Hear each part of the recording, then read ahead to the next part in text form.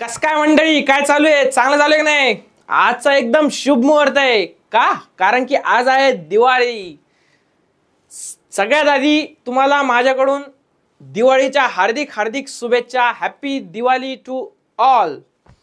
मित्रांनो, दिवाळी म्हणजे सण आपला लक्ष्मी पूजनाचा असतो, बरोबर की नाही? पण या दिवाळीला तुम्ही लक्ष्मी देवीची नाही तर सरस्वती देवीची पूजा करायला पाहिजे. कारण की तुमच्या एक्झामची डेट आलेली आहे. मी वारंवार डेटची आठवण करून देतोय तुम्हाला, कारण की तुमची जी एनर्जी अभ्यास करायची ती कमी नाही पडली पाहिजे. सरस्वती देवीचं पूजन करून लगेच अभ्यासाला बसायचं. जास्त दिवाळीमध्ये टाइमपास करायचा नाही. जेवढं पण वर्कलोड आहे तुमचं राहिलेलं ते सगळं कंप्लीट या सुट्ट्यामध्ये करायचं आहे तुम्हाला, बरोबर की नाही? फटाके फोडू नका असं म्हणत नाही मी. बिंदास फटाके फोडा, जेवढे फोडायचे तेवढे फोडा. दिवसभर थोडे अभ्यास करणार तुम्ही, बरोबर आहे की नाही? तर आपण सुद्धा काही टाइमपास न करता आज दिवाळीचं, मला सुद्धा थोडेसे काम असल्यामुळे आपण लवकर आज लेक्चर घेऊन टाकू आपलं, बरोबर आहे की नाही? पण लेक्चर नक्की घेऊ. तर आपण स्टार्टिंग केली होती मित्रांनो हेरिडिटी अँड इव्हॉल्युशन या चॅप्टरला. हेरिडिटी अँड इव्हॉल्युशन चॅप्टरमध्ये सगळ्यात पहिला टॉपिक आपण बघितला होता प्रोटीन सिंथेसिसचा, ज्याच्यामध्ये तुम्हाला ट्रान्सक्रिप्शन, ट्रान्सलेशन, ट्रान्सलोकेशन एकदम भारी पद्धतीने समजलेले. त्याच्यानंतर आपण पुढच्या लेक्चरमध्ये बघितलं होतं की एव्हिडन्सेस म्हणजे इव्हॉल्युशन कशा प्रकारे झालं, म्युटेशन कशा प्रकारे होतं, हे आपण कालच्या लेक्चरमध्ये बघितलं. आणि आपण शेवटचा टॉपिक कालच्या लेक्चरमध्ये एंड कुठे केला होता? एव्हिडन्सेस ऑफ इव्हॉल्युशन मध्ये. आज ते आपण पूर्ण लेक्चर एव्हिडन्सेस ऑफ इव्हॉल्युशनला देणार आहे, बरोबर की नाही? तर कुठलाही टाइमपास न करता लगेच आपण चालू करूया एव्हिडन्सेस ऑफ इव्हॉल्युशन. सगळ्यात पहिले तुम्हाला कालचं किती आठवतं ते बघू आपण.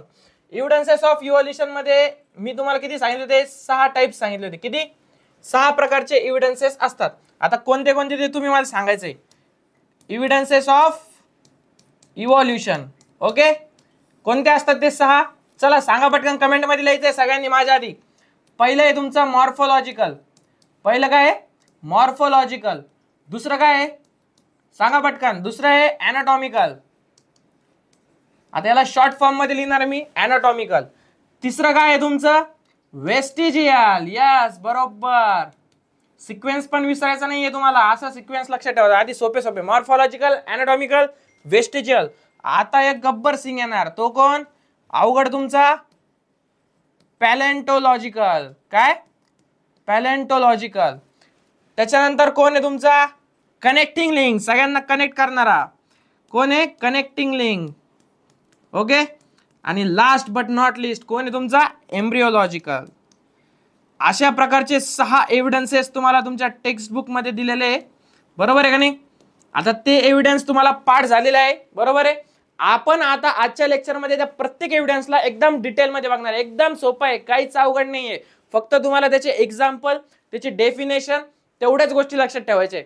आता याच्यामध्ये बघताय तुम्ही, मॉर्फोलॉजी आणि ॲनाटॉमिकल मध्ये जास्त क्वेश्चन विचारण्यासारखं नाही. इम्पॉर्टंट काय आहे? वेस्टिजियल आणि कनेक्टिंग लिंक. या 2 गोष्टी इम्पॉर्टंट आहे. आणि पॅलेंटोलॉजिकल मध्ये मीडियम इम्पॉर्टंट आहे, की त्याच्यामध्ये कार्बन डेटिंग मेथड तुम्हाला आली पाहिजे, बरोबर नाही? म्हणजे ह्या 3 गोष्टीवर तुम्हाला जास्त फोकस करायचा आहे. एम्ब्रिओलॉजिकल मध्ये काही आहेच नाही. मॉर्फोलॉजिकल आणि ॲनाटॉमिकल मध्ये थोडं थोडं आहे. त्याच्यावर फार तर फार तुम्हाला fill in the blanks, match the following विचारू शकते. हा जो फ्लो चार्ट आहे ना, हा विसरायचा नाही, कारण की या फ्लो चार्टवर हमखास क्वेश्चन पडतो म्हणजे पडतो, बरोबर आहे? आता सगळ्यात पहिले आपण एव्हिडन्सेस ऑफ इव्हॉल्युशनची डेफिनेशन बघू. Evidence of evolution refers to the observations that prove that life on earth has changed over time. Over time सांगितलंय, सडन सांगितलंय का? नाही. and that all species are related to a common ancestor. म्हणजे evidence जे आपण देतोय, काय म्हणतोय आपण, की 6 प्रकारचे जे एव्हिडन्सेस आपण देतोय, हे सगळं कशासाठी चालू आहे? तुमच्या इव्हॉल्युशनला प्रूफ करण्यासाठी, बरोबर की नाही? तुम्ही जर काही चुकी केली असेल, बरोबर की नाही, त्याचा तुम्हाला काय द्यावा लागतो? एव्हिडन्स द्यावा लागतो. मग तशा प्रकारचा एव्हिडन्स आपल्याला कोण देत आहे? आपलं टेक्स्ट बुक देत आहे. कोणासाठी? इव्हॉल्युशन या प्रोसेससाठी. आलं लक्षात? आता हे जे एव्हिडन्सेस आहे ना, ते तुम्हाला काय करायचे? एकदम म्हणजे काय म्हणतात त्याला, सोप्या पद्धतीने लक्षात ठेवायचे. जास्त त्याच्यामध्ये डोकं घालायचं नाही, याला जास्त इम्पॉर्टन्स द्यायचं नाही. फक्त तुम्हाला काय 3 सांगितले मी. वेस्टिजियल आलंच पाहिजे, कनेक्टिंग लिंक आलंच पाहिजे, त्याचे एक्झाम्पल आलेच पाहिजे, आणि पॅलेंटोलॉजिकल सुद्धा आलंच पाहिजे. बाकीचे तुम्ही वरून वरून वाचून घ्या, जास्त त्याच्यामध्ये डीप जाऊ नका, ओके? लगेच आपण चालू करू. आपलं सगळ्यात पहिलं काय आहे? सगळ्यात पहिला एव्हिडन्स आहे आपला मॉर्फोलॉजिकल एव्हिडन्स. काय आहे? Morphological evidence.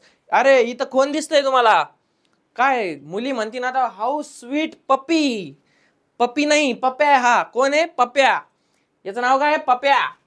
आता हा कुत्रा दिसला तुम्हाला, बरोबर आहे. आता हा जो कुत्रा आहे याला कुत्रा म्हणू नका सर, किती चांगला क्यूट दिसतोय तो, बरोबर नाही. आता आहे तर आहे, नाही म्हणून जमन का, आहे तर आहे.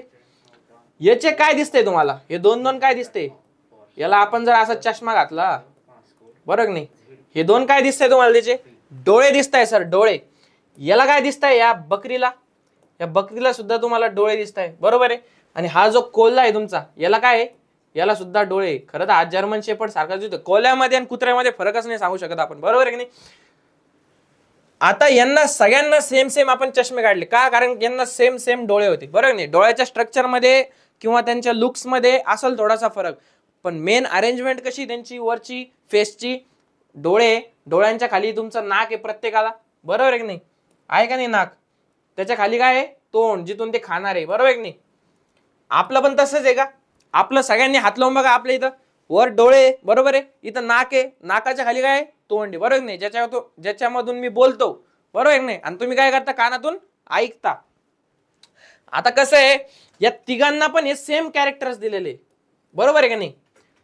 याला पण डोळे दिले, याला पण नाक दिलं, आणि याला पण तोंड दिलं.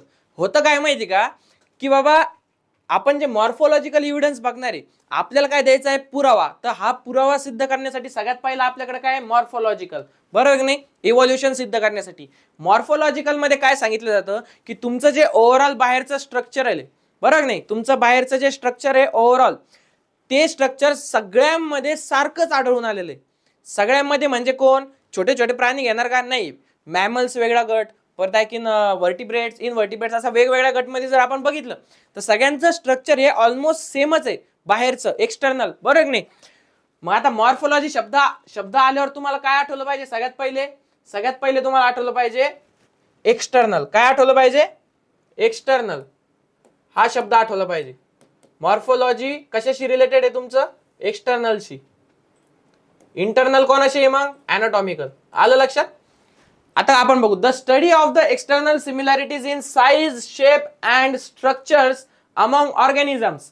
तुम्ही बघितलं ना, यांच्यामधले जे स्ट्रक्चर आहे किंवा जे साईज आहे, डोळ्यांची साईज असू द्या, नाकाची, तोंडाची, बरोबर नाही, जो शेप आहे, among organism to infer that they share common ancestor. याच्यावरून आपल्याला काय कळतं की बाबा यांचं कुठंतरी ओरिजिन हे सेम आहे, बरोबर नाही. आता मला एक सांगा, तुमचे दोन शेजारी घर आहे, बरोबर नाही, असं होतं का की बाबा इकडचा मुलगा इकडच्या काकाच्या अंगावर गेला, म्हणजे काकांसारखा दिसतोय, आणि या घरातला मुलगा पलीकडच्या काकांसारखा दिसतोय, असं होऊ शकतं का, नाही. आपण आपल्या वडिलांसारखेच दिसणार ना, बरोबर नाही. तसं यांचं पण कुठंतरी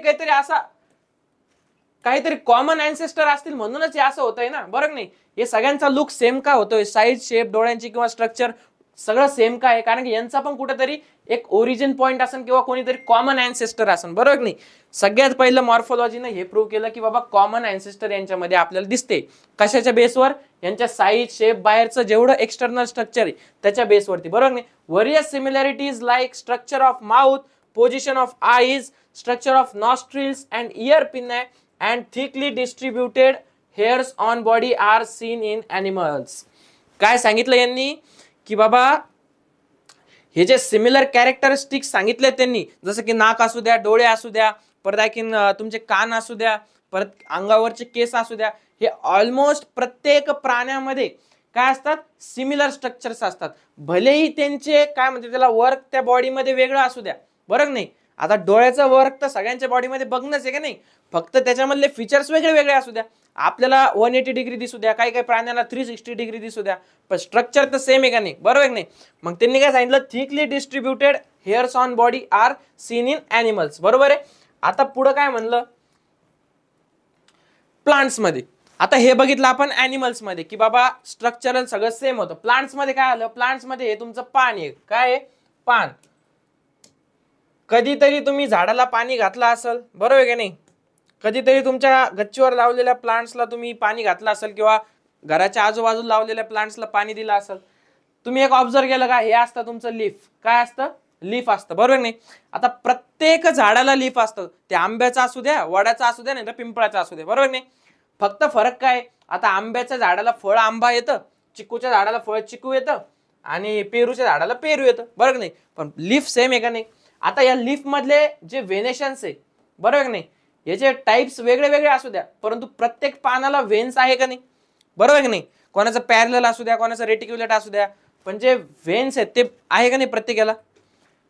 म्हणजे याच्याहून हे कळतंय आपल्याला की ह्या प्लांट्स मध्ये सुद्धा कुठंतरी काय आहे, कॉमन अँसेस्टर्स आलेले आहेत. कुठंतरी इथं पण काय आहे, कॉमन अँसेस्टर्स. का? कारण की याला सुद्धा पान आहे, प्रत्येक झाडाला पान आहे. त्या पानाचं स्ट्रक्चर, त्याचं जे पेट्युअल आहे, पेट्युअल म्हणजे काय असतं तुमचं, डेथ डेथ डेथ नाही बरं का, देठ देठ देठ. पेट्युअल म्हणजे काय तुमचं, लिफ पेट्युअल, देठ जे पानाला आणि तुमच्या बार्कला कनेक्ट करतं. बरोबर की नाही? आता याचं जर प्रत्येक जर गोष्ट सेम आहे सगळ्या पानांची, तर याचं सुद्धा ओरिजिन आहे का नाही? म्हणजे वापस एकदा इव्हॉल्युशन झाल्याचं प्रूफ आलं का नाही? फक्त इव्हॉल्युशन झाल्यामुळे याला आंबा आला, याला चिक्कू आला आणि याला पेरू आला, पण ओव्हरऑल त्यांचं सेम स्ट्रक्चर आहे. आलं लक्षात? हे झालं दुसरं तुमचं, पहिले ॲनिमल्सचं आणि दुसरं प्लांट्सचं. आपण कशाबद्दल बघतोय? मॉर्फोलॉजिकल एव्हिडन्स मध्ये बघतोय. मॉर्फोलॉजिकल म्हणजे एक्सटर्नल तुमचे जेवढे पण स्ट्रक्चर तुम्हाला तुमच्या डोळ्यांनी दिसते.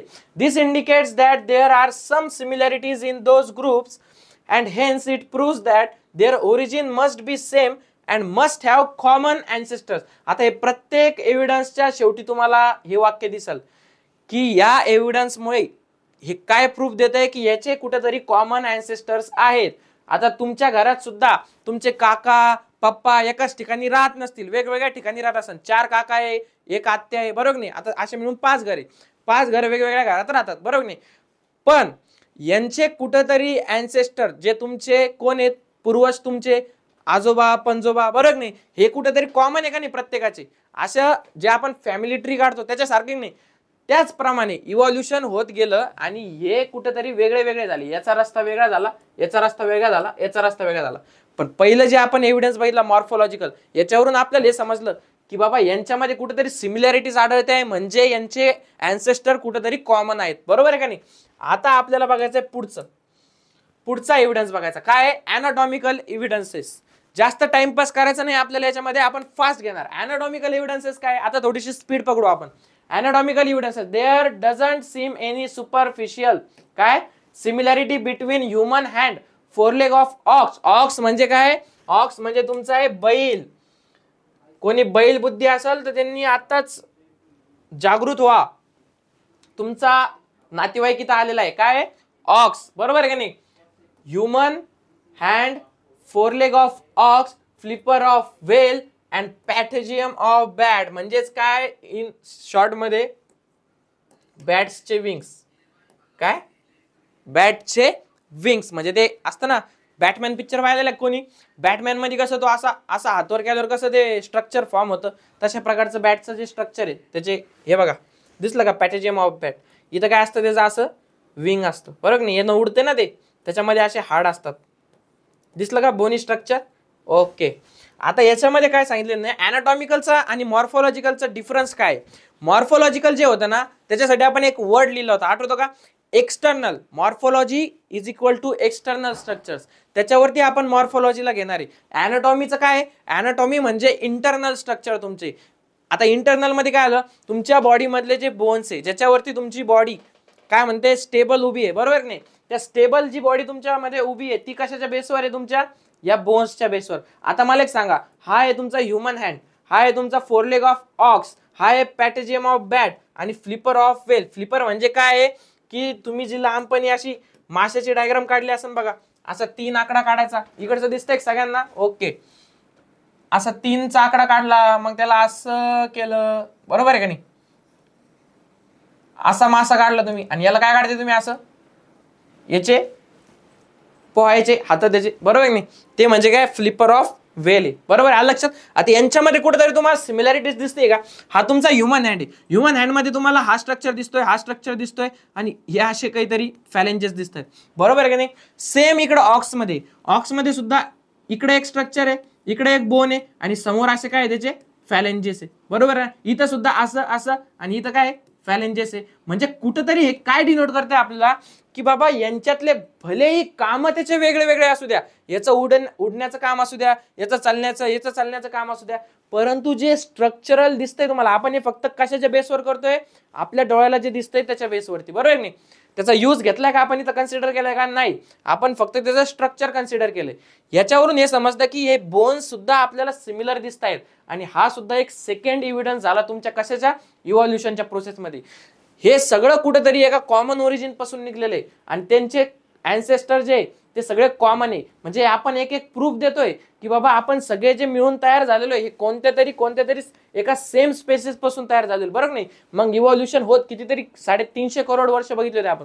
इव्हॉल्युशन होत होत कुठपर्यंत आले? मग हे डिवाइड झाले. हा उडायला लागला, हा काय करायला लागला, पाण्यात पोहायला लागला, हा जमिनीवर चालायला लागला, हा सुद्धा काय करायला लागला, जमिनीवर चालायला लागला. अलग लक्षात? हे तुमचं दुसरं एव्हिडन्स होतं. काय? कोणतं? Anatomical. There doesn't seem any superficial similarity between human hand, foreleg of ox, flipper of whale and patagium of bat. Similarly use of each of those structure is different in respective animals. मी तुम्हाला सांगितलं होतं ना की प्रत्येकाचा जो use आहे तो त्याच्या काय म्हणते त्याला, त्याच्या वर्कनुसार आहे. आता एखाद्याला उडायचंय ते उडण्यासाठी यूज करतंय, एखाद्याला चालायचंय तो चालण्यासाठी यूज करतोय, बरोबर का नाही? विषय कसा आहे, याच्यामधलं तुम्हाला स्ट्रक्चर ऑफ बोन जे, याचा हा हँड असू द्या, याचा हा लेग असू द्या, याचे विंग्स असू द्या, या माशाचं जे पोहायचं जे हे हात आहे त्याचे ते असू द्या, हे प्रत्येकाचा अॅनाटॉमिकल स्ट्रक्चर सेम आहे. त्याची जी ठेवण आहे, आपण जे म्हणतो ना की आपल्या शरीराची जी ठेवण आहे की वरती बाबा डोकंच राहील, मध्यभागी आपलं काय म्हणतात त्याला पोट राहील, खाली आपले पाय राहतील, तशा प्रकारची जी ठेवण आहे त्याची सगळ्यांची कुठेतरी कॉमन ओरिजिन दाखवतं, कॉमन अँसेस्टर दाखवतं. आज हा तुमचा दुसरा आहे बरं का, दुसरा एव्हिडन्स शिकतोय आपण. हाऊएव्हर काय म्हणले आपण इथं सांगितलं की यूज ते सगळ्यांचा वेगळा आहे. However there is a similarity in structure of bones. तुम्हाला सांगितलं मी, स्ट्रक्चर ऑफ बोन्स दिसायला भले इथे वेगळे वेगळे असू द्या, पण त्यांचं जे स्ट्रक्चर आहे, structure of bones and joints in organs of each of those animals, this similarity indicates that those animals may have common ancestor. हे वाक्य म्हणलं तुम्ही प्रत्येक एव्हिडन्सच्या शेवटी वापरणार आहे ते, कारण आपण इथं तेच प्रूफ करायला एव्हिडन्सेस बघतोय. याच्यामध्ये ह्युमनच्या हातामध्ये हात दिसतोय का तुम्हाला, तुमचा बायसेप्स पासला बोन, बरोबर नाही? आता याचे नाव बिव तुम्हाला आत्ताच सांगून फायदा नाही. याला ह्युमरस म्हणते, तुम्हाला ते नंतर कळन तुम्ही जेव्हा अॅनाटॉमी शिक्षण. याला ह्युमरस बोन म्हणते, बरोबर नाही? आता हे दोन बोन्स आहेत तुमच्या याच्यामध्ये. सेम तुम्हाला कॅटच्या याच्यात दिसतंय का, कॅटचा जो लेग आहे सेम दिसतंय का तुमच्या ह्या पार्टशी रिलेटेड दिसतोय तुम्हाला सेम? म्हणजे कुठेतरी ना यांचा आहे ना कुठेतरी कोरिलेशन आहे, म्हणजे कुठेतरी यांचे कॉमन अँसेस्टर आहे. म्हणून इव्हॉल्युशन झाल्यानंतर याचा खालचा भाग बदलला, याचा खालचा भाग बदलला, पण वरचा भाग सेम राहिला. आलं लक्षात? हे तुमच्या गरजेनुसार आहे. आता मांजरीला 17 ठिकाणी चढावं लागतं, 17 ठिकाणी तिला उड्या मारावं लागतं. तिचं स्ट्रक्चर तुम्हाला एक गोष्ट माहिती का, मांजरला तुम्ही किती पण वरून फेका पण ती तिच्या बरोबर 4 पायावरती स्टेबल उडी मारते. बघितलं असेल तुम्ही, 1 मजल्याहून 2 मजल्याहून मांजर उड्या मारतात, बरोबर नाही? ती उतरताना बरोबर तिच्या 4 पायावर उभं राहतं. तिचं ते स्ट्रक्चर, कारण की तिला रोजचं फिरणं नाही, तिला इकडे तिकडं एखाद्यानं दगड मारला, एखादं माग लागलं, सुखानं जगू देते का आपण नाही जगू देत त्यांना सुखानं. ते लहान पोरं तर बिलकुल जगू देत नाही. मग त्याच्यामुळे त्यांना फिरावं लागतं, पळावं लागतं, आणि त्यासाठी त्यांच्यामध्ये काहीतरी इव्हॉल्युशन झालं, काहीतरी ॲडव्हान्स गोष्टी आल्यात, बरोबर नाही? या गोष्टी अशा आहे. आता या वेलमध्ये काय सेम दिसतंय का, इथं पण जॉईंट्स फॉर्म दिसतंय का तुम्हाला? फक्त एवढं की याचे फॅलेंजेस जरा जास्त आहे, बरोबर नाही? जे बोन्स आहे तो बोन्स काय कमी आहे. आता इथं सुद्धा या बॅटमध्ये दिसतंय तुम्हाला सेम स्ट्रक्चर, याच्यासारखं सिमिलर स्ट्रक्चर, इथं फॅलेंजेस मोठे मोठे, बरोबर नाही? म्हणजे हे काय डिनोट करतंय, हे तुम्हाला प्रूफ देते की तुमचे कुठेतरी कॉमन अँसेस्टर्स आहे. याच्यासाठी आपण हे सगळं बघतोय. पहिलं मॉर्फोलॉजिकल, ते म्हणजे होतं एक्सटर्नल, आणि हे दुसरं काय आहे तुमचं. आता हे बघा मी काय लिहितो बघा बोर्डवर, काय लिहितो बघा, हे काय आहे मॉर्फोलॉजी. मॉर्फोलॉजिकल असा क्वेश्चन येऊ शकतो बघा तुम्हाला. मॉर्फोलॉजिकल काय आलं, एक्सटर्नल. काय लिहिणार तुम्ही, एक्सटर्नल. आता मला एक सांगा, दिसतंय सगळ्यांना? हो दिसतंय. चला आता जर मी इथं असं लिहिलं काय अॅनाटॉमिकल, आणि तुम्हाला जर म्हणलं इथं असे फिल इन द ब्लँक्स दिली, तर तुम्ही इथं काय लिहिणार? प्रत्येकानं कमेंट मध्ये सांगायचंय पटकन. इथं तुम्ही काय लिहिणार? मग इथं तुम्ही लिहिणार इंटरनल. काय लिहिणार? इंटरनल. आलं लक्षात? कळलं तुम्हाला? Morphological external structure size shape वरून आपण ठरवलं होतं, आणि इथं अॅनाटॉमिकल मध्ये काय इंटरनल जे स्ट्रक्चर ऑफ बोन्स आहे त्याच्यावरून ठरवलं. आलं लक्षात. आता आपल्याला पुढचा एव्हिडन्स बघायचा आहे. काय पुढचा एव्हिडन्स? Vestigial organs. मी जसं आधी स्टार्टिंगला लेक्चरच्या सांगितलं होतं की वेस्टिजियल ऑर्गन्सवर तुम्हाला जास्त लक्ष द्यायचं आहे, कारण त्याच्यावर तुम्हाला शॉर्ट नोट्स लिहा म्हणून सुद्धा क्वेश्चन येऊ शकतो. बरोबर आहे. त्याचे एक्झाम्पल्स आणि डेफिनेशन. तर आता सगळ्यात पहिले डेफिनेशन बघू आपण. डिजनरेटेड और under develop useless organs of organism. काय सांगितलंय? डिजनरेटेड और under develop useless organs of organism are called as vestigial organs. आता तुम्हाला एक सांगतो, ट्रिक सांगतो. काय पोरं बरेच वेळेस मी ऐकतो पोरं म्हणता की सर डेफिनेशन्सच लक्षात राहत नाही. साधा एक दोन सेंटेन्सची जरी डेफिनेशन असली तरी ती लक्षात राहत नाही. काय होतंय माहिती का? तुमचा ब्रेन कमी नाहीये, पण तुमची जी टेक्निक आहे ना ती चुकते कुठेतरी. तुम्ही काय करता, एकदम स्टार्टिंग पासून शेवटपर्यंत डेफिनेशन वाचता आणि मग तुम्हाला कळतच नाही की यार या डेफिनेशन मध्ये सांगितलं काय नेमकं. काय करायचं, त्या डेफिनेशनची काय म्हणते पार्ट्स मध्ये डिवाइड करायचं. डेफिनेशनला कशामध्ये डिवाइड करणार तुम्ही? पार्ट्स मध्ये. मग कसं काय लक्षात राहणार नाही तुम्हाला डेफिनेशन? हे बघा, सगळ्यात पहिला पार्ट कोणता आहे तुमचा या डेफिनेशन मध्ये? डिजनरेटेड और अंडर डेव्हलप. काय हे दोन शब्द लक्षात ठेवायचे. डिजनरेटेड और अंडर डेव्हलप शब्दाचा अर्थ काय? डिजनरेटेड म्हणजे काय? जे की नाहीसे होत गेलेले, काय नष्ट होत गेलेले. आणि अंडर डेव्हलप म्हणजे काय? की ते नष्ट नाही झाले परंतु काय त्यांची डेव्हलपमेंट नाही झाली. आता तुमची डेव्हलपमेंट झाली म्हणून तुम्ही आज इथपर्यंत आहे, बरोबर नाही? म्हणून तुमच्या हातात मोबाईल बघितलाय तुम्ही, नाही तर मोबाईल बघितला असता का? नाही. तशा प्रकारचे जे डेव्हलपमेंट न झालेले लोक आहे किंवा तुमच्या बॉडी मधले पार्ट्स आहे, बरोबर नाही, ते इथपर्यंत आलो आपण. आता दुसरा काय? Useless organs of organism. म्हणजे पहिलेच डिजनरेटेड अंडर डेव्हलप सांगितलेच होते, पण आता ऐकीन एक शब्द काय आला? Useless organs of organism. म्हणजे ऑर्गॅनिझमचे जे युजलेस ऑर्गन आहे, ज्याचा त्यांच्या बॉडीमध्ये काही काडी मात्र यूज नाहीये, असे ऑर्गन्स आर कॉल्ड ॲज, हे तर कॉमन असतं सगळ्या डेफिनेशन मध्ये, वेस्टिजियल ऑर्गन्स. आलं लक्षात. आता कसं काय पार्ट होणार नाही डेफिनेशन? अशा 3 पार्ट्स मध्ये जर तुम्ही डेफिनेशनला डिवाइड केलं, काही काही डेफिनेशनला 4 पार्ट्स मध्ये करा, 5 पार्ट्स मध्ये करा, त्याच्या रिक्वायरमेंट नुसार. पण असं केल्यानं लवकर डेफिनेशन लक्षात राहील तुमच्या. बरोबर आहे? सोपी आहे का नाही टेक्निक? चला आपण टेक्निक सुद्धा सांगणार तुम्हाला, अभ्यास कशी करायची फक्त शिकवणार नाही. डिजनरेटर और अंडर डेव्हलप आपण आत्ताच बघितलं.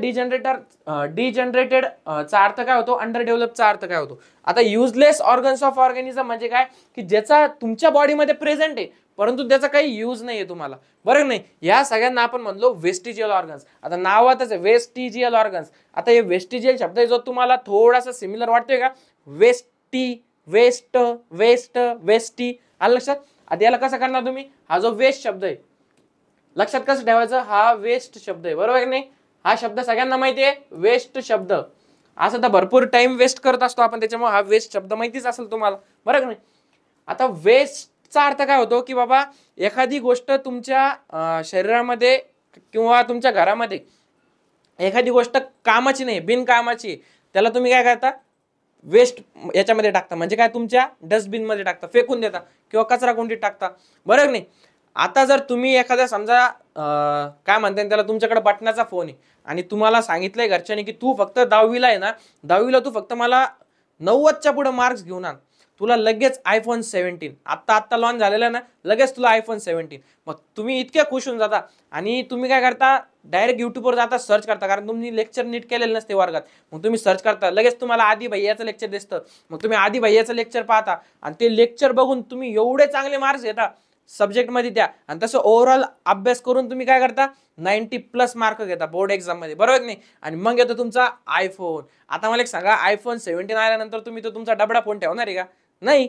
अरे जसा iPhone 17 आला, डबडा फोन तुम्ही डायरेक्ट कुठे टाकता? वेस्ट प्रोडक्ट मध्ये. कुठं? वेस्ट प्रोडक्ट मध्ये. तशा प्रकारचे वेस्टिजियल ऑर्गन्स म्हणजे काय? तुमच्या बॉडी मधले डबडे फोन. काय? डबडे फोन, ज्याचा तुम्हाला आता काडी मात्र यूज नाही. ज्या प्रोसेससाठी ते यूज होतं त्यासाठी तुम्हाला वेगळ्या प्रोसेसेस म्हणजे वेगळे ऑर्गन्स आले त्यासाठी, बरोबर नाही? मग आता तुम्ही त्याचा यूज करणार का? नाही. तसे युजलेस ऑर्गन्स. आता कळलं तुम्हाला वेस्टिजियल ऑर्गन्स म्हणजे कशावर लक्षात ठेवायचं? वेस्ट शब्दावरून. ओके. आता एक्झाम्पल्स मी तुम्हाला सांगितलं होतं ना, वेस्टिजियल ऑर्गन्सची डेफिनेशन आणि एक्झाम्पल्स लक्षात ठेवायचे. एक्झाम्पल्स मध्ये काय? अपेंडिक्स. सगळ्यात पहिले example appendix, which is useless to sorry, इथं बघा मी इथं काय म्हणलो होतो? युजफुल. तुम्ही असं पेपरमध्ये करू नका, लिहिता लिहिता फास्ट मध्ये तुम्ही काय लिहिणार? इथं appendix which is very useful. To human beings. असं करू नका, नाही तर तो बघितलं पहिलं सेंटेन्स वाचल्याच तुम्हाला 0 मार्क्स टाकून देईन बरं का. शब्दांकडे लक्ष द्या. Appendix which is useless to human is useful and fully functional organ in ruminants. बघा, युजलेस शब्द कुठे आहे, युजफुल शब्द कुठे आहे, तुम्हाला सेंटेन्सचं फ्रेमवर्क सुद्धा समजलं पाहिजे, तेव्हाच तुम्ही बोर्ड एक्झाम चांगली लिहू शकता बरोबर. इथं MCQ आहे का तुम्हाला, नाही, तुम्हाला शॉर्ट नोट्स मध्ये तुम्हाला आन्सर लिहायचे 4-5 पॉईंटचं बरोबर नाही. मग तुम्ही काय लिहिणार, appendix which is useless for human, आपल्यासाठी ते युजलेस आहे बरोबर आहे का, but it is useful and fully functional organ in काय, रुमिनंट्स. आता रुमिनंट्स म्हणजे काय, तुमचे जे व्हेजिटेरियन काय म्हणते त्याला, मित्रपरिवार आहे तुमचा, व्हेजिटेरियन मित्रपरिवार, तो म्हणजे कोण आहे तुमचा, रुमिनंट्स. जे हॉटेलमध्ये गेल्यावर नखरे करते ना, चिकन बिकनला पाहून मला वास सहन होत नाही, मला हे होत नाही, ते बिचारे घासपूस खाणारे लोक, ते म्हणजे तुमचे रुमिनंट्स. मग त्याच्यामध्ये आली बकरी, हे मित्र म्हणतोय मी, तुम्ही तुमच्या मित्रांना लगेच टॅग नका करू. तुमचे कोण आपले मित्र, हे आपली काय म्हणतात त्याला, बकरी, घोडा, परत आणखीन गाढव, बैल, गाय बरोबर की नाही, हे रुमिनंट्स. आता यांचं कसं आहे माहिती का विषय, यांचा विषय असा आहे की ते बिचारे ना कच्चा माल खाते, तुमच्यासारखा पक्का माल नाही खात. काय खाते, कच्चा माल खाते. आता कच्चा माल म्हणजे काय, तुम्ही काय खाते, तुम्ही मस्त एकदम बॉईल केलेलं फूड खाते बरोबर नाही, मस्त त्याला असं चटणी बिटणी फोडणी बिडणी मारून एकदम तिखट तेल मीठ टाकून खाते बरोबर नाही. तसं त्यांना भेटतं खायला, नाही, त्यांना बिचाऱ्यांना झाडाचं तोडून कुठं खाली पडलेलं बरोबर नाही, असं कच्चं खावं लागतं. आता हे कच्चं खायचं कसं असतं विषय, या कच्चं खायला पचण्यासाठी आतमध्ये काय, आतमध्ये पचण्यासाठी एक स्ट्रॉंग डायजेस्टिव्ह सिस्टीम पाहिजे. काय पाहिजे, स्ट्रॉंग डायजेस्टिव्ह सिस्टीम. तुम्हाला पाहिजे का ती, नाही, कारण की तुमच्याकडं तुम्ही तसं खातच नाही ना. आता तुम्हाला जर मी म्हणलं तुम्हाला 1 महिना फक्त कच्चं अन्न खायचंय, कच्चं चिकन मटन खायचंय बरोबर नाही, कच्चं चिकन मटन खायचं, कच्चं गवत खायचं, किती प्रॉब्लेम, 1 दिवसातच तुम्हाला प्रॉब्लेम चालू होईल. कशाचा, डायजेस्टिव्ह सिस्टीमचा. आणि त्यांना बिचारांना आयुष्यभरासाठी ते करणं आहे. मग त्याच्यामुळे काय आहे, आपण पण पहिले माकड होतो, माकड आपले पहिले काय शिजून बिजून खायचे का, नाही, ते नंतर हळूहळू शोध लागत गेला, इव्हॉल्युशन होत गेलं. पहिले काय करायचे ते बिचारे, कच्चंच अन्न खायचे. आता याच्यानं झालं काय, आपली जे बॉडीमध्ये कच्चं अन्न पचवण्यासाठी जे ऑर्गॅनिझम, मायक्रो ऑर्गॅनिझम्स लागत होते, काय लागत होते, मायक्रो ऑर्गॅनिझम्स. ते मायक्रो ऑर्गॅनिझम्स होते तुमच्या अपेंडिक्समध्ये. कशामध्ये होते, तुमच्या अपेंडिक्समध्ये. हे अपेंडिक्स दिसतंय ना सगळ्यांना, हे असं छोटंसं, याच्यामध्ये बॅक्टेरिया असतात. काय असतात, बॅक्टेरिया, जे तुमच्या याच्यासाठी पचनासाठी इम्पॉर्टंट असतात बरोबर नाही. आता ही गोष्ट आपल्यामध्ये हार्मफुल, ह्युमन्समध्ये ही पहिले आपल्यामध्ये युजफुल होती, पण हळूहळू इव्होल्युशन होत गेलं, कितीतरी हजारो वर्ष लागले, मग ते आपल्यामध्ये युजलेस झाली, कारण आपण बॉईल अन्न खायला लागलो बरोबर नाही. मग आता ते बॅक्टेरिया आपल्यासाठी हार्मफुल व्हायला लागले ना, ते पहिले युजफुल होते पण आता हार्मफुल झाले, कारण की ते बॅक्टेरियांचा रोल आता बॉडीमध्ये काहीच नाही राहिला. मग आता मला एक सांगा, जर तुम्ही घरात रिकामे बसले असाल तर काही ना काही काड्या करते का नाही. जेव्हा माणूस बिझी असतो तेव्हा माणसाचा सगळा फोकस कामावर असतो, तेव्हा बाकीच्या रिकाम्या कामाकडे लक्ष देत नाही. पण जेव्हा माणूस लय रिकामटेकडा आहे, काही कामच नाही करायला, मग त्याला काय सुचतं, याच्याकडे जाऊन चुगले कर, त्याच्याकडे जाऊन चुगले कर, याला जाऊन फोन कर, त्याला जाऊन फोन कर, याला मेसेज कर, त्याला मेसेज कर, DM मध्ये 17 जणांच्या DM मध्ये भाऊ दिसतो बरोबर नाही. मग अशा प्रकारचं युजलेस ऑर्गन आहे ते आपल्या बॉडीमध्ये. जर ते आपल्या बॉडीमध्ये, आता एखाद्याचं कसं असतं, ह्युमन्समध्ये काहींमध्ये ते डेव्हलप होतं बरोबर नाही, काहींमध्ये ते डेव्हलप होतं पण हार्मफुल नसतं बॉडीमध्ये. काय म्हणतोय मी, लक्षात घ्या, काहींमध्ये डेव्हलप होतं पण हार्मफुल नसतं बॉडीमध्ये. काहींमध्ये डेव्हलपच होत नाही, त्याच्यामुळे त्यांना सवालच नाही. पण काहींमध्ये डेव्हलप होऊन त्याच्यामधले बॅक्टेरिया सुद्धा त्रास द्यायला लागतात, हार्मफुल ठरतं ते. मग अशा टायमाला तुम्हाला काय करावं लागतं, ऑपरेशन करून ते कट करून घ्यावं लागतं बरोबर नाही. याचं छोटंसं आहे, असं कट करून घ्यावं लागतं. आता हे कुठं असतं, तुमच्या इंटेस्टाईन, लार्ज इंटेस्टाईन जिथं चालू होती, सिकमच्या पार्टला. कुठं असतं, सिकमच्या पार्टला. आलं लक्षात. तर हा जो वेस्टिजियल ऑर्गन आहे सगळ्यात पहिला, अपेंडिक्स, तो आपण बघितला की त्याचं आपल्यामध्ये युजलेस आहे, कोणामध्ये युजफुल आहे, रुमिनंट्समध्ये. आलं लक्षात. एवढं तुम्हाला लक्षात ठेवायचं आहे. आता अपेंडिक्सची डायग्राम आहे, हे तुमचं लार्ज इंटेस्टाईन आहे बरोबर आहे की नाही, हा असेंडिंग कॉलन, हा ट्रान्सफर्स, हा डिसेंडिंग बरोबर आहे. यातला जो सिकम पार्ट आहे, हा इथला जो सिकम पार्ट आहे, याला कुठं असतं, याला जर झूम केलं तर हा इथं असतो तुमचा अपेंडिक्स. दिसला का तुम्हाला, हा आहे तुमचा अपेंडिक्स. ओके. आता आपण दुसरा एक्झाम्पल बघू. दुसरा example, similarly muscles of ear pinna which are useless to human are useful in monkeys. अरे तुमचा, माझ्या लाडक्या भावांनो, तुमचा मित्र भेटला इथं मला. तुम्ही म्हणशाल सर आमचा फोटो का लावला इथं, बरोबर नाही, तुमचा फोटो नाही, हा कोण आहे, आपले पूर्वज आहे, सगळ्यांचे पूर्वज आपले. चला नमस्कार करा सगळ्यांनी याला. हे आपला माकडबा.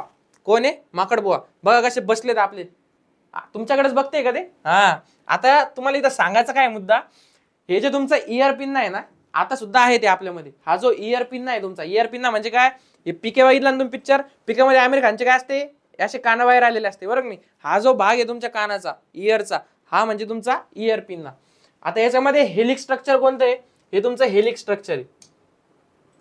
या हेलिक्स स्ट्रक्चर मध्ये काय होतं माहिती का, हे तुमचं हेलिक्स स्ट्रक्चर आहे. ओके, आता हे तुम्हाला वेस्टिजियल ऑर्गन्स मध्ये कन्सिडर केले का, कारण की याचा रोलच नाही तुमच्या बॉडीमध्ये. आता काही काही माणसं बघितले असेल तुम्ही, ते जोकरवाले, ते काय करते, असं हसले किंवा असं मुलांना हसवण्यासाठी असे कान हलवून दाखवते बघा, विदाऊट हात लावता बरं का. मी तरी आता हात लावते, माझे हालत नाही, पण काही काही जास्त बघा असं हसलं की हालत राहते बरोबर नाही.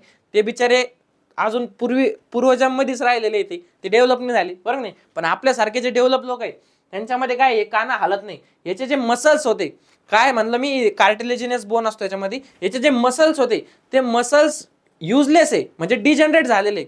त्याच्यामुळे आपल्याला या कानांना हलवता येत नाही, काही करता येत नाही बरोबर नाही. मग आता हा काय झाला आपल्या बॉडीमध्ये, वेस्टिजियल ऑर्गन, ज्याचं काम नाही, जो युजलेस आहे तो काय, वेस्टिजियल ऑर्गन बरोबर नाही. चला याला राम राम बोला आता तुमच्या पूर्वजांना.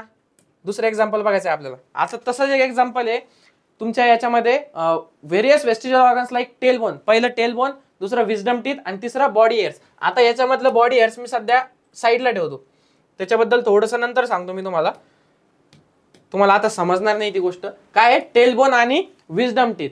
पहिलं एक्झाम्पल काय होतं तुमचं, अपेंडिक्स. दुसरं एक्झाम्पल काय होतं तुमचं, आपलं आत्ताच बघितलं ना आपण, दुसरं एक्झाम्पल काय होतं, हा इयर पिन ना तुमचा, आपले पूर्वज. आणि तिसरं काय आहे तुमचं, विजडम टीथ. ओके, टेलबोन आणि विजडम टीथ. आता टेलबोन काय असतं माहिती का, आपण होतो पहिले माकड बरं नाही. आता माकडामध्ये कसं असतं, माकड जे त्यांची जी शेपटी दिलेली असते की नाही माकडाची, ती काय करत असते माहिती का, त्यांना माकडांचा रोल काय, एका झाडावरून दुसऱ्या झाडावर उडी मारायची. ते आपल्यासारखं जमिनीवर चालता का नाही, म्हणजे चालता पण जनरली चालत असता का नाही, झाडावरतीच फिरत असतात. आता त्या झाडावरती त्या एका फांदीवरून चालताना आहे ना, त्यांना बॅलन्स मेंटेन करण्यासाठी त्या शेपटीचा वापर करतात. कशासाठी, एअर रेजिस्टन्स हे करण्यासाठी त्या शेपटीचा वापर करतात. आता आपल्याला तर तसं काही नाहीये. आता काही काही असतील मुलं बिचारे गावाकडचे असतात आपले, ते मस्त झाडावर बिडावर चढून मस्त कुठेतरी टॉपला जाऊन बसतात, झोपतात मस्त बरोबर नाही, किंवा मग फळं बिळं खातात, त्यांचं सोडून द्या, त्यांना पण नाही तशी शेपटी, पण असली तर असेल त्यांना. पण हा जो बोन दिसतोय ना तुम्हाला, हा आहे तुमचा व्हर्टिब्रल कॉलम. या व्हर्टिब्रल कॉलमच्या शेवटी हा जो बोन दिसतोय ना, याला काय म्हणलंय माहिती का, या बोनला कॉकिक्स सॉरी, याला काय म्हणलंय, कॉकिक्स रिजन म्हणतो आपण त्याला.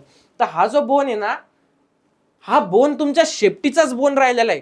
तुमच्या बॉडीमध्ये जो हा बोन आहे, याच्यापासून ही अशी शेपटी झाली होती. काय अरे शेपटी, दुसरी शेपटी काढली मी.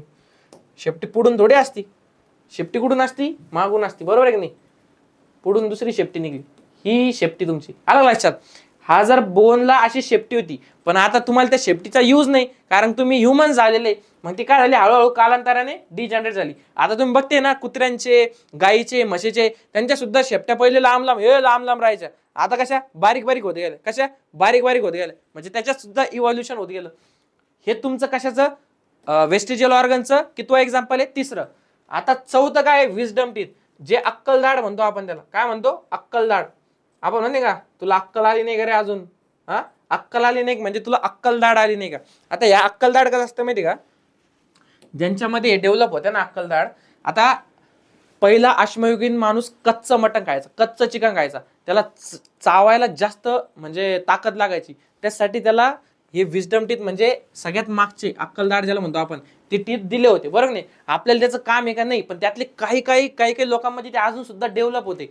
कसे बरं, ते सरळ नाही उगत ना बिचारे, त्यांना जागाच नाही उगायला, मग ते कसे उगते, असे तिरपे. मग आता मला एक सांगा, या दाताला घासल्यामुळं तुम्हाला असे सेन्सेशन जाणवतील ना. म्हणजे आपण बघा, कधी कधी काही लोक सांगते, बाप लय जबडा दुखायला माझा, लय दात दुखायले. ते कशामुळे, त्यांना हे अशी अक्कलदाड आलेली असते बरोबर नाही. हे दात त्यांना या दातला म्हणजे टक्कर देऊन उगत असतो असा बरोबर नाही. त्याच्यामुळे मग ते ऑपरेशन काढून ते दात काढून घ्यावं लागते बरोबर नाही. हा काय मग तुमचा वेस्टिजियल ऑर्गन. आणि सगळ्यात शेवटी जे मला माहित नाही तुमच्या टेक्स्ट बुक मध्ये काय सांगितलंय, बॉडी हेअर्स. खरं म्हणलं तर बॉडी हेअर्स हे तुमचे वेस्टिजियल ऑर्गन्स नसू शकतात. कारण की मला एक सांगा, बॉडी हेअर्स बाकीच्या प्राण्यांचं, कुत्रा मांजर सगळ्याला बघतो आपण बरोबर नाही, आपल्याला का दिले असेल. एक विचार करा तुम्ही, जर नाकामध्ये जर हेअर्स नसते तुमच्या, काय सांगतोय मी, नाकामध्ये जर हेअर्स नसते, तर जेवढी पण धूळ बीळ सगळं जेवढं काय ते सगळं तुमच्या ट्रॅकियल पार्टमध्ये गेलं असतं. कुठे गेलं असतं? तुमचा जो ट्रॅकियल पाथ आहे त्याच्यामध्ये गेलं असतं. किती नुकसान झालं असतं. म्हणजे जशी गाडीची सर्व्हिसिंग करायला आपण बार बार गाडी उघडतो त्याच्यामधलं सामान साफ करायला, तसं आपल्याला मग ट्रकिया उघडावं लागली असती काही दिवसांनी, बरोबर नाही? गंज लागला की, खराब झाली की. तसं करतो का आपण? नाही, कारण या नाकाच्या हेअर्स मध्ये ते बऱ्यापैकी अडकून जातात, मध्ये फक्त एअर जाते, बरोबर नाही? तसं डोळ्यांच्या पापण्या असू द्या, आपल्याला धुळीत बिळीत किंवा समोरून काही आलं तर आपण काय करतो? लगेच असं झाकतो. मग या पापण्यांमध्ये काय होतं? ती धूळ जमा होऊन जाते. डोळ्यामध्ये जाते का? नाही. तशाच प्रकारच्या आपल्या बॉडीमध्ये काय असतं? बॉडीमध्ये असे सूक्ष्म छिद्र असतात आपले, बरोबर नाही? त्या छिद्रातून कोण येत असतं? हेअर्स येत असतात. पण ते छिद्र फक्त हेअर्ससाठी नसतात, ते छिद्र असतात आपल्या बॉडीचं टेम्परेचर मेंटेन करण्यासाठी. हेअर्स काय असतात? ते बॉडीचं टेम्परेचर मेंटेन करण्यासाठी. जर बाहेरचं टेम्परेचर जास्त असलं तर आपली बॉडी काय करते? स्वेटिंग करते. म्हणजे काय होतो? घाम येतो आपल्याला. का? तर ती बॉडीचं टेम्परेचर आतून कूल ठेवते. तुम्हाला बाहेरून किती गरम होत्या, बाहेरून गरम तर तुम्हाला, पण आतून जी बॉडी आहे, बॉडीचं टेम्परेचर 37 डिग्री जे मेंटेन असतं आणि बाहेरचं जर 47 डिग्री टेम्परेचर असतं तर तुम्ही काय करता? स्वेटिंग करता, घाम येतो आणि त्याच्यामुळे काय होतं? कूलिंग होती तुमची बॉडी. आलं लक्षात? मग बॉडी हेअर्स आहे का? मला सांगा, बॉडी हेअर्स आहे का? कामाचा पार्ट आहे का नाही? यस. त्याच्यामुळं फक्त तुमच्या टेक्स्ट बुक मध्ये दिलंय तर लक्षात ठेवा आता, आहे का नाही? In living organism sudden development of new tissues or organs. तेच सांगितलेलं आहे की बाबा तुमच्यामध्ये काय म्हणतात त्याला, काही जे टिश्यूज किंवा ऑर्गन्स असे एकदम सडन येत नसतात. त्यासाठी एक लॉंग पिरियड द्यावा लागतो, कितीतरी हजारो वर्ष लागतात ती गोष्ट नष्ट व्हायला किंवा एंट्री करायला तुमच्या बॉडीमध्ये, बरोबर आहे का नाही? त्याच्यानंतर काय? Mostly specific structure in body is useful under certain situation. काही गोष्टी ज्या आहे त्या काही गोष्टी तुमच्या एखाद्या वेळेस कामाच्या असू शकतात, पण एका विशिष्ट, काय म्हणतोय मी, लक्षात घ्या, एका स्पेसिफिक, काय शब्द आला? Specific structure in body is useful under certain situation. एका स्पेसिफिक सिच्युएशनला ते काम येऊ शकतात, पण जरुरी नाही की त्या गोष्टी बाकीच्या तुमच्या ओव्हरऑल जगण्यासाठी इम्पॉर्टंट असतील, बरोबर आहे का नाही? आलं लक्षात? सच स्ट्रक्चर बिगिन्स टू डिजनरेट. मग जे असे युजलेस गोष्टी आपल्या बॉडीमध्ये त्या काय व्हायला लागतात? डिजनरेट व्हायला लागतात. It takes thousand of years for a structure to disappear. 1-2 दिवसाचा खेळ नाही. Such organ though non functional in certain organisms it may be functional in other organisms. हे वाक्य तुम्हाला लिहायचं आहे म्हणजे लिहायचं आहे. शेवटचं वाक्य काय लिहायचं तुम्हाला? Such organ though non functional in certain organisms. म्हणजे जरुरी नाहीये की तुमचा जो ब्रेन आहे तुमच्या याच्यामधला, जो की वेस्टिजियल ऑर्गन्स आहे, तो दुसऱ्याच्या डोक्यामधला वेस्टिजियल ऑर्गन्स असेल तो त्यांच्यासाठी युजफुल असू शकतो. म्हणून तुम्ही जर तुमचा वेस्टिजियल ब्रेन जो आहे तुमचा, त्याला जर वेस्टिजियल करायचं नसन तर काय करा? त्याचा वापर करा. आपण म्हणतो ना, जसं तलवारीला गंज लागू नये म्हणून त्याचा वापर केला पाहिजे कंटिन्यू, तसा तुमच्या ब्रेनला गंज नाही लागला पाहिजे त्यासाठी वापर करा. नाही तर तो ब्रेन काय होऊन जाईल? वेस्टिजियल ऑर्गन होऊन जाईल आणि मग लागली मग वाट सगळ्याची, बरोबर नाही? बाकीचे करताय, तुम्ही सुद्धा करा. It may be functional in other organism that is it is not vestigial in other organism. आलं लक्षात? त्याच्यामुळे वापर करा तुमच्या ब्रेनचा. आता पॅलेंटोलॉजिकल आपलं काय? चौथं, पॅलेंटोलॉजिकल एव्हिडन्स. आपण 3 एव्हिडन्स दिलेले सध्या, बरं का? 3 एव्हिडन्स दिलेत प्रूफ करायला. आता हे काय? चौथं, palaeontological. Large number of organism get buried due to, अरे ही स्टोरी लय डेंजर. तुमचे जे काय अर्थक्वेक, काय काय म्हणजे नैसर्गिक ज्या ज्या आपत्ती येतात आपल्यावरती, बरोबर नाही? आता जसं की आपण बघितलं की पूर येतो, सुनामी येते, भूकंप येतो, बरोबर नाही? ह्या सगळ्या गोष्टीमध्ये काय होतं माहिती का? कुठंतरी आपलं नेचरचं बॅलन्स इम्बॅलन्स होतं. काय होतं? तुमच्या नेचरचं इम्बॅलन्स होत असतं. काही गोष्टी जास्त होतात, काही गोष्टी कमी होतात. तुमचं आता जेवढं पोल्युशन वाढलंय त्या यानं पाऊस पण कधी जास्त पडतो, कधी कमी पडतो, एखाद्या वर्षी पडतच नाही, दुष्काळच येतो. यावेळेस तर महापूरच आला, बरोबर नाही? किती मोठं आपल्या लाडक्या शेतकऱ्यांचं नुकसान झालं, बरोबर नाही? तर काय होतं? हे जेव्हा या गोष्टी नैसर्गिक आपत्ती येत असतात ना, आता समजा माझ्या काळामध्ये ही गोष्ट आली, बरोबर नाही? आता मी एखाद्या घराच्या छताखाली बसलेलो आहे आणि माझ्या टायमाला भूकंप आला आणि ते छत कोसळलं, माझ्या अंगावर पडलं, मी मेलो नाही अजून, पण असं सपोज हे करा, काय म्हणाला, मी मेलो त्या छताखाली कोसळून. आता झालं काय? मी त्या दोन्ही, खाली जमिनीवर आणि वर छताला, आणि त्याच्यामध्ये मी आडवा पडलेलो, बरोबर नाही? याच्यावरती कालांतराने काय होत गेलं? जमीन येत गेली, हवा येत गेली, धूळ येत गेली, बरोबर नाही? जमा होत गेली जमीनवर, हळूहळू त्याच्या लेयर्स बनत गेल्या जमिनीच्या, बरोबर नाही? आता झालं काय? मी मध्ये होतो, तर माझा एक साचा नसतो का? आपण ते इडली बिडली करतो बघा, इडली किंवा काय म्हणते त्याला, आता दिवाळीचा पिरियड आहे, फराळाचं करत असतो, आपल्याकडे काय असतो? साचा असतो, लाडू करायचा, करंज्या करायचा, बरोबर नाही? त्या साच्यामध्ये आपण काय करतो? ते कंटेंट भरतो आणि तो साचा असा पॅक करून टाकतो. मग उघडतो तर काय होतं? त्याच्यावर ते साच्याचे ठसे उमटते. तशा प्रकारे माझ्या बॉडीचे ठसे कशावर उमटतील? माझ्या बॉडीचे ठसे त्या जमिनीवरती उमटतील, बरोबर नाही? आणि त्या लेयर्स वरून मी अंदाज लावून की हा किती वर्षापूर्वी झाला असेल ही घटना. आणि त्या फॉसिल्स जे किंवा जे माझे ठसे उमटलेले किंवा जे माझे रेमनंट्स हाडं राहिलेले त्या गोष्टीवरून आपण त्या माणसाची किंवा त्या व्यक्तीची आपण काय काढू शकतो, एज काढू शकतो. हे कशामध्ये, पॅलिओन्टॉलॉजिकल मध्ये. काय सांगितलंय, remnants and impressions of such organism. हे बघा, हे दिसते की तुम्हाला, रेमनंट्स इम्प्रेशन, डायनासॉर होते, हे कशावरून कळलं आपल्याला, याच गोष्टीमुळे. Remnants and impressions of such organism remain preserve underground. काय झाले ते, प्रिझर्व, साच्यासारखे प्रिझर्व राहिले. These are called fossils. सगळ्यात पहिले फॉसिल्सची डेफिनेशन आली की लक्षात. याला पण तुम्ही फोडणार किती, दोन तीन पार्ट मध्ये याला सुद्धा फोडायचं. फॉसिल्सची डेफिनेशन विसरायची नाही. रेमनंट्स आणि impression of such organisms remain preserve underground, these are called fossils. Okay. कशामुळे झाले, flood, earthquake, volcano, due to disasters like कोणते, फ्लड आणि अर्थक्वेक. आलं लक्षात. आता याच्यामध्ये कसं आहे, तुम्ही म्हणशाल सर ती मग एज कशी कळते आपल्याला, की बाबा कितीतरी आपण बोर घ्यायला किती खोदतो, 350 400 फूट, कधी कधी त्याच्यापेक्षा जास्त फूट खोदावं लागतं या लोकांना, बरं नाही, हे सर्च करण्यासाठी.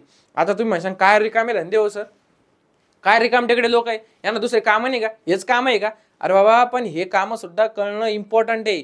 त्याच्यामुळे आपल्याला कळतं की याच्या आधी लाईफ कशी चालू होती आणि आता लाईफ मध्ये किती इव्होल्युशन झालं, किती बदल झाला. त्याच्यामुळे आपण प्रूफ बघतोय. आता सगळ्यात मेन बरं का, पॅलिओन्टॉलॉजिकल मध्ये carbon dating method. Carbon dating method काय असते, आता मला एक सांगा, तुम्ही शिकलेले, हा जो तुमचा काय म्हणतात त्याला झाड आहे, बरोबर नाही, आपल्याला माहितीये की आपण सोडलेलं CO2 कोण ऍब्झॉर्ब करतं, झाड ऍब्झॉर्ब करतो. आणि जमिनी खालून काय घेतो तो, मिनरल्स, न्यूट्रिएंट्स आणि वॉटर घेतो. आता या सगळ्यांचा यूज करून काय करतो, फोटोसिंथेसिस, स्वतःसाठी एनर्जी म्हणजे फूड, अन्न तयार करतो, बरोबर नाही, आणि बाहेर फेकून देतो कार्बन ते, बरोबर नाही. आता मला एक सांगा, हे आता झाडबीड खाणारे प्राणी, या झाडांना खाणारे हे वाघ, सिंह असे प्राणी, बरोबर नाही, म्हणजे ती जी कार्बन सायकल आहे ते कार्बन ट्रान्सफर कंटिन्यू होत राहतो, बरोबर नाही. तो जो कार्बन आहे झाडांनी घेतलेला, ऍब्झॉर्ब केलेला, तो कार्बन कंटिन्यू प्राण्यांमध्ये ट्रान्सफर होत असतो, बरोबर नाही. आता झालं काय, दोन प्रकारचे कार्बन आहे आपल्याकडे, एक C12 आणि C14. आता तुम्ही म्हणशाल C12 आणि C14 काय आहे सर, C12 C14 एकच कार्बन आहे, फक्त त्याचा आयसोटोप, C12 चा आयसोटोप कोण आहे, तुमचा C14. ओके, हा आहे तुमचा C12 आणि त्याचा आयसोटोप कोण आहे, तुमचा C14. आयसोटोप काय असतं माहिती सगळ्यांना, ऍटॉमिक मास वेगळं वेगळं असतं, बरोबर नाही, ऍटॉमिक नंबर सेम असतो, ऍटॉमिक मास नंबर वेगळा वेगळा असतो. ओके. आता याच्यामध्ये झालं काय, हा जो C14 आहे हा आहे तुमचा रेडिओ ऍक्टिव्ह. तो एका जागी शांत बसू शकत नाही. त्याला जर कळलं तुमची डेट झालेली आहे, म्हणजे तुम्ही मेलेले आहे, तो लगेच हळूहळू कमी होत जाईल तुमच्या याच्यातून. आता तुम्ही जेव्हा जिवंत, हा जो प्राणी हा जेव्हा जिवंत होता तेव्हा यांचा जो रेशो होता C12 आणि कशाचा, C14 चा. ओके, हा जो त्यांचा रेशो होता हा मेंटेन होता, हा बॉडीमध्ये काय होता, मेंटेन होता. बॉडी ऑटोमॅटिक मेंटेन करत असते, कारण मेटाबॉलिझम चालू असतं ना बॉडीमध्ये. आता याची झाली डेथ, कोणीतरी आलं, कोण आलं, सलमान भाई आला आपलं, कोण, सलमान भाई. आता हे हरण नाहीये पण एक प्राणी समजून घ्या. सलमान भाई आला आणि त्याने काय केलं, शिकार केली, कोणाची, या भाऊची. आता ह्यो मेला, हा पडला जमिनीवर, जमिनीमध्ये मग हळूहळू लेअर बनत गेल्या, त्याच्यावरती लेअर चढत गेल्या, बरोबर नाही. पण झालं काय, कालांतराने हळूहळू काय झालं, हा होता भाऊ रेडिओ ऍक्टिव्ह, हा स्टेबल राहिला, C12 स्टेबल राहिला. C14 चं काय झालं, डिके झालं. काय झालं, डिके. आता डिके म्हणजे काय, डिके म्हणजे बाबा कमी होणं, हळूहळू काय होतं त्याचं, कमी. काय झालं, तो हळूहळू कमी झाला. ह्या गोष्टीवरून, ह्या एका गोष्टीवरून C14 वरून आपण त्याच्या प्रमाणावरून ठरवू शकतो की बाबा काय म्हणता येईल त्याला, याचं जे कार्बनचं डिपॉझिशन आहे त्या बॉडीमध्ये, त्याच्यावरून आपण सांगू शकतो की याची एज किती असेल. आता जर त्याचा 100% तो जो C14 आहे 100% जर बॉडीमध्ये प्रेझेंट आहे, जेव्हा तुम्हाला याचा अवशेष भेटलं, बरोबर नाही, तेव्हा तो किती झाला, 100% C14 डेथच्या टायमाला होता, बरोबर नाही. जेव्हा तुमची डेथ झाली तेव्हा जर लगेच बघितलं तुम्ही तर किती होता, 100%. जर 50%च राहिला त्या बॉडीमध्ये, तुम्ही जी बॉडी काढली त्याच्यामध्ये जर 50%च असेल तो C14, म्हणजे किती वर्ष आले, 5730 वर्ष आली. किती, 5730. जर 25% राहिला तर किती, 11460. आणि जर 12.5% राहिला तर किती, 17190 वर्ष. म्हणजे तुम्हाला समजतंय का, या व्हॅल्यूज तुम्हाला कोणी नाही विचारणे, तुम्हाला फक्त हे समजण्यासाठी सांगितलं मी की बाबा या एका C14च्या जो C12 आणि C14 चा रेशो असतो त्यामधलं C12 तर तसंच राहतं, पण C14 हळूहळू कमी होत जातं. मग याच्या पर्सेंटेज वरून आपण ठरवतो की किती वर्ष जुनं हे याचं रेमनंट्स आहे, म्हणजे याचे अवशेष आहे. कळलं तुम्हाला. याच्यासाठी वापरली जाते कोणती, कार्बन डेटिंग मेथड. सगळ्यांनी लक्षात ठेवायची ही मेथड. कोणी विसरायचं नाही. सेम गोष्ट सांगितली याच्यामध्ये. डिकेइंग प्रोसेस होती C14 कंटिन्युअसली. त्याच्यामुळे काय होतं, in case dead bodies plants and animals instead of remaining constant the ratio between C14 आणि C12 चेंजेस कंटिन्युअसली. त्यांच्या दोघातला रेशिओ कंटिन्युअसली चेंज होतो. ज्याच्यामध्ये C12 जे आहे ते नॉन रेडिओ ऍक्टिव्ह आहे आणि C14 काय आहे, रेडिओ ऍक्टिव्ह. या प्रोसेसला काय म्हणते, carbon dating method. It is use in palaeontology and anthropology. दोघं पण अशीच भंगरी हे डिपार्टमेंट आहे, बरोबर नाही, असे आपल्याला वाटतं, पण ते बिचारे त्यांच्या लेवलला एकदम टॉपला आहे. त्यांच्यामुळे आपल्याला समजतं पूर्वी कसं होतं आपण, काय काय आपल्या बायोस्फिअर मध्ये प्रेझेंट होता अर्थवरती, बरोबर नाही. आता age, once the age of fossil been determine by such technique it becomes easy to deduce the information about other erstwhile organism. Erstwhile organism म्हणजे काय, जर एका प्राण्याची आपल्याला जर एज कळली तर त्याच्याशी रिलेटेड दुसऱ्या प्राण्यांच्या सुद्धा या गोष्टीमुळे काय होतं, फॉसिल्समुळे माहिती आपल्याला भेटू शकते. It seems that vertebrates have been slowly originated from invertebrates. याच्यावरूनच आपल्याला काय कळलेलं आहे की व्हर्टिब्रेट्स जे ते इनव्हर्टिब्रेट्स मधूनच तयार झालेले. इव्होल्युशन होऊन कोणामधून, इनव्हर्टिब्रेट्स मधून. आलं लक्षात, बघा मग एवढी इम्पॉर्टंट मेथड आहे. आता आपण बघू कनेक्टिंग लिंक्स. हे एक तुम्हाला दुसरं मेन, फेस्टिजियल ऑर्गन्स नंतर हे दुसरं मेन आहे कनेक्टिंग लिंक्स. लगेच फास्ट बघू. Some plants and animals show some morphological characters by which they can be related to two different groups, hence they are called as a connecting link. नावातच बघा connecting link, कोणाचं तरी connection इथं काय, कोणाचं तरी कनेक्शन झालेलं आहे. आता असं समजा की मी तुम्हाला एक एक्झाम्पल देतो, याच्या तुमच्या टेक्स्ट बुक मधलंच एक्झाम्पल देतो, फक्त थोडंसं माझ्या शब्दात सांगतो तुम्हाला, बरं का. आता एक प्राणी आहे, कोण आहे, एक प्राणी. त्या प्राणीला प्राणीच नाव दिलं मी. हा आहे प्राणी अंडे घालणारा. कसा आहे, अंडे देणारा. आता तुम्हाला एक क्लिअर पाहिजे की जे प्राणी अंडे देतात, तुम्ही त्यांना कधी दूध पाजताना बघितले का त्यांच्या लेकरांना? नाही, कारण ते अंड्यामधूनच त्यांना पोषण भेटतं. ते डेव्हलप झाल्यानंतरच अंड्यातून बाहेर निघतात. आपण म्हण नाही का, तू काय अंड्यातून बाहेर निघला का? हा, कोणी कोणी म्हणते बघा आपल्याला, तू जास्त उडू नको बरं का, तू अजून अंड्यातच आहे, बरोबर नाही. म्हणजे काय, तुमची डेव्हलपमेंट नाही झालेली, बरोबर आहे नाही, म्हणजे तुम्ही अंड्यात आहे. आता दुसरा एक प्राणी आहे, कोण आहे, दुसरा प्राणी. दुसरा प्राणी, ओके. आता दुसरा जो प्राणी आहे ना, तो आहे दूध देणारा. कोण आहे, दूध देणारा. आता दूध देणारा म्हणजे काय, की तो जो जन्म देणार आहे तो अंड्यातून नाही देणार आहे, तो त्याच्या पोटातून देणार आहे, बरोबर नाही. आपण बघतो ना आपला जन्म कसा होतो, आईच्या पोटातून.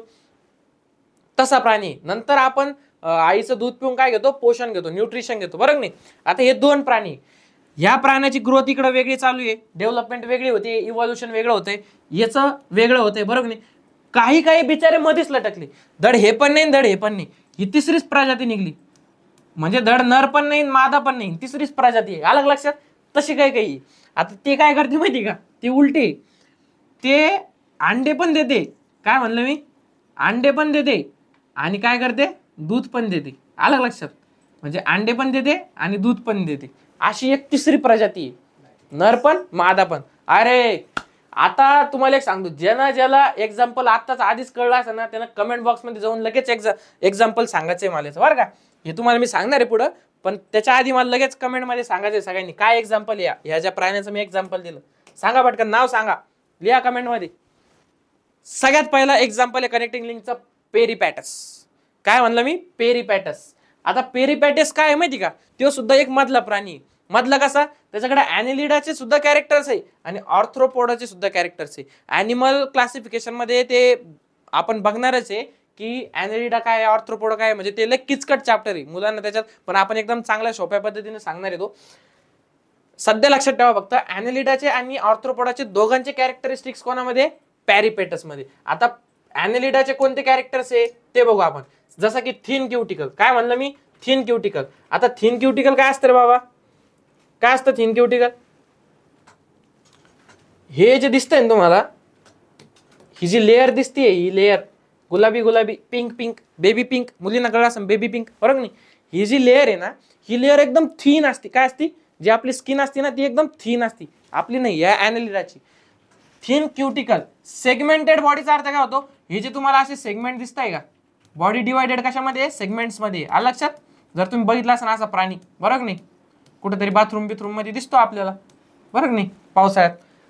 Segmented body, thin cuticle, parapodia like organs. Parapodia म्हणजे काय, हे याला तुम्ही असे स्ट्रक्चर्स बघितले का, हे पायासारखे, दिसतंय का तुम्हाला छोटे छोटे पाय दिसतंय का ते, त्याला काय म्हणतो आपण parapodial structure. Similarly these animals show tracheal respiration.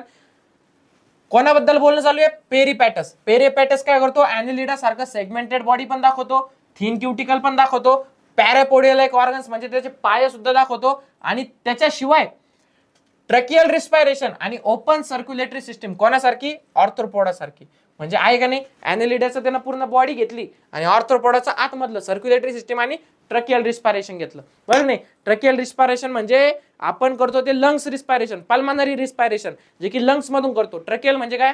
त्यांना असे बाहेर काय असते? ट्रकिया ट्यूब असते, अँटीना असते, बरोबर नाही, त्याच्यातून ते रिस्पायरेशन करते. आणि ओपन सर्क्युलेटरी सिस्टीम म्हणजे काय? आपल्यामध्ये ब्लड पास व्हायला काय आहे? Close circulatory system. आपलं नसांमधून ब्लड जातं, वेन्स मधून, आर्टरीज मधून ब्लड जातं, बरोबर नाही. तसं ओपन मध्ये नसतं. ओपन मधून एकदा हार्ट मधून निघलं ब्लड की ते सगळीकडे असं पसरत जातं. आपण कसं पाणी जमिनीवर फेकलं, पाणी कसं कोणत्या पण डायरेक्शनला पसरतं, तशा प्रकारचं ब्लड कुठं पसरत असतं? या ऑर्थ्रोपोडाज मध्ये. ओके, आता हे पेरिपॅटस एक्झाम्पल आहे. काय पेरिपॅटस? आता कनेक्टिंग लिंक म्हणजे काय सांगितलं आपण? पेरिपॅटसचं ॲनिलिडा आणि ऑर्थ्रोपोडाशी कनेक्ट येते म्हणून, आलं लक्षात. आता दुसरं एक्झाम्पल काय? दुसरं एक्झाम्पल आहे डक बिल्ड प्लॅटिपस. काय? Duck billed प्लॅटिपस. मी सांगितलं होतं तुम्हाला आधी, अंडे देणार कोणासारखं? रेप्टाईल सारखं, बट शोज काय? Relationship with mammals too due to presence of mammary glands. दूध कशातून येतं आपलं? मॅमरी ग्लँड्स मधून. म्हणजे तो अंडे सुद्धा देतो आणि त्याच्यामध्ये काय? मॅमरी ग्लँड सुद्धा प्रेझेंट आहेत. असं कोणतं एक्झाम्पल आहे? प्लॅटिपस. हे असं स्ट्रक्चर आहे बघा त्याचं, हे समोर दिसतंय का? असं या अंडे देणार, या असं लय खुंखार दिसतो बरं का तो, पण बिचारा लय क्यूट असतो जन्म घेतला गेला. आता तिसरं एक्झाम्पल आहे लंग फिश. ही लंग फिश दिसते का तुम्हाला अशी? आता ही लंग फिश पण त्या प्लॅटिपस सारखीच अडकली बिचारी. तिचं कसं झालं माहिती का? ती धड पूर्ण पाण्यातून बाहेर नाही आली आणि धड जमिनीवरचे कॅरेक्टर्स पण नाही सोडता आले तिला. म्हणजे कुत्ता घरकाना घाटका, तर कुत्ता नाही, तर लंग फिश घरकाना घाटका आहे. आता कसं माहिती का? Performs respiration with lungs. ही काय करते? पाण्यात राहते. आता माहिती आहे आपल्याला पाण्यामध्ये मासे कशाने रिस्पायरेशन करतात? गिल्सनी. गिल्स स्ट्रक्चर असतं त्यांच्यामध्ये, पण हिच्याकडे लंग्स आहे. ही रिस्पायरेशन लंग्सनी परफॉर्म करते. पण आहे काय? मासा. आहे काय? मासा. These examples indicate that mammals are evolved from reptiles आणि amphibians from फिशेस. आपण जे मागचं प्लॅटिपसचं हे एक्झाम्पल जे बघितलं, याच्यावरून आपल्याला काय कळतं? जे अँफिबियन्स आहे ते कोणापासून काय म्हणते त्याला इव्होल्युशन झाले? त्यांचा फिशेस पासून. आणि रेप्टाइल्स जे काय म्हणते त्याला मॅमल्स जे ते मॅमल्स कोणापासून? रेप्टाइल्स पासून. अलग लक्षात. कारण की रेप्टाइल्स मध्ये आता हे बघा, अँफिबियन कोण आहे? आपला फ्रॉग. फ्रॉग मध्ये काय दिलं यांनी? गॅसेस एक्सचेंज करण्यासाठी एक क्युटेनियस रेस्पायरेशन करतो तो, म्हणजे स्किन थ्रू, आणि दुसरं लंग्स थ्रू. हा मासा गिल्स थ्रू करायला पाहिजे, पण हा कशापासून करतोय? याच्यासारखं अँफिबियन सारखं. अलग लक्षात. लंग्स आहे त्याला. आता रेप्टाइल्स मध्ये सुद्धा लंग्स आहे. हे काय करतायत? दोघं एकमेकाला कनेक्शन दाखवत आहे. याच्यावरून आपल्याला कळतं की यांचे कुठेतरी कॉमन ओरिजिन आहे, यांचे कुठेतरी कॉमन अँसेस्टर आहे. आता हे झालं आपलं पाचवं. आता शेवटचा आपल्याला बघायचा एव्हिडन्स, तो म्हणजे एम्ब्रिओलॉजिकल evidence. Comparative study of embryonic development stages of various vertebrates given in the picture shows that all embryos show extreme similarities during initial stages and those similarities decrease gradually. काय सांगितलंय की सिंपल आहे की बाबा, तुम्ही जेव्हा एम्ब्रिओ स्टेज मध्ये असतात, प्रत्येक मॅमल्स असू द्या, एम्ब्रिओ स्टेज मध्ये जेव्हा असतात तेव्हा सगळे सारखेच दिसतात. हे बघा ना तुम्ही, इथं काय काय दिलेलं आहे? मासा दिलेला आहे, सॅलमेंडर, टर्टल म्हणजे कासव, चिकन म्हणजे तुम्ही जे लेग पीस खाता, बरोबर नाही? अरे काय चिकन, शीप म्हणजे काय? आपली ह्युमन बकरी, शीप म्हणजे काय? मेंढी, आणि ह्युमन म्हणजे काय? माणूस. यांचे जर तुम्ही सुरुवातीचे दिवस बघितली, स्टार्टिंगचे जेव्हा एम्ब्रिओ होतो, हे बघून सांगू शकते की तुम्ही जर मी असं झाकलं तर याच्यातलं कोण कोण आहे? नाही, कारण हे सिमिलर दिसत आहेत. कोणत्या स्टेजला? एम्ब्रिओ स्टेजला. आणि याच्यामुळेच एम्ब्रिओलॉजिकल एव्हिडन्स मध्ये काय सांगितलं आपल्याला?